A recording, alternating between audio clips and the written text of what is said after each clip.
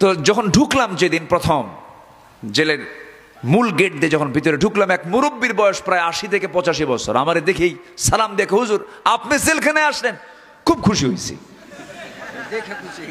আমি বললাম যে আমি জেলখানায় ঢুকলাম, আপনি খুশি হলেন? কে বাবা, যে অনেক দূর থেকে ওয়াজ শুনি, কাছে পাই না, ঘন ঘন পাই না, খুব অল্প অল্প পাই, তো কাছে পাইলাম, ঘন ঘন ওয়াজ শুনবো। দেখেন ওনার লক্ষ্য, দেখেন কোন অপরাধ ছিল না। এই জেলখানায় ঢুকানোর মূল কারণ কি জানেন?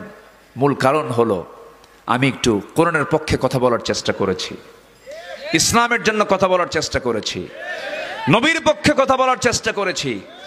এরকম করে হাজার হাজার মামলা ঢুকিয়ে, মামলা দিয়ে এই 18 কোটি তৌহিদি জনতার বাংলাদেশ, 55,000 বর্গ মাইল কি তারা জেলখানা বানিয়ে 18 কোটি মানুষকে তারা আসামি বানিয়েছিল 16 বছরে, ঠিক কিনা?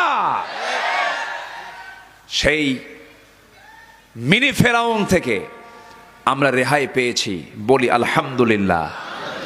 এটা মিনি বললাম কেন? বিগ ফেরাউন তো আছেই, ওটা শীত হয়ে পড়ে আছে কোথায়? কোথায় শীত হয়ে পড়ে আছে? মিশরে শীত হয়ে পড়ে আছে। কি কয়?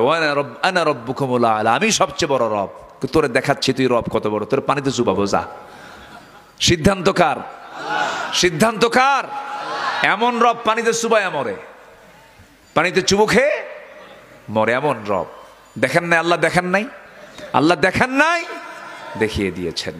যদি ফেরাউনকে পানিতে চুবাইয়া যদি মূসাকে বিজয় দিতে পারেন, নমরুদকে ন্যাংরা মশা দিয়ে যদি ইব্রাহিমকে বিজয় দিতে পারেন, আবু জেলকে যদি শিশুর হাতে হত্যা করে রাসূলকে যদি বিজয় দিতে পারেন, অবশ্যই গোটা পৃথিবীর সম্ভাবনাময় একটা রাষ্ট্র হচ্ছে বাংলাদেশ।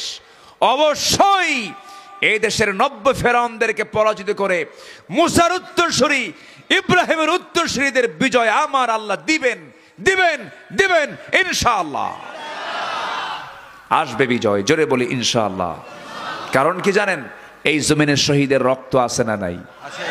আসতে বলবেন না, আছে না নাই? চোখ হারানো সেই মুজাহিদরা আছে না নাই? হাত হারানো মুজাহিদরা আছে না নাই? অঙ্গহানি মুজাহিদরা আছে না নাই? এদের চোখের পানির দাম আছে না নাই?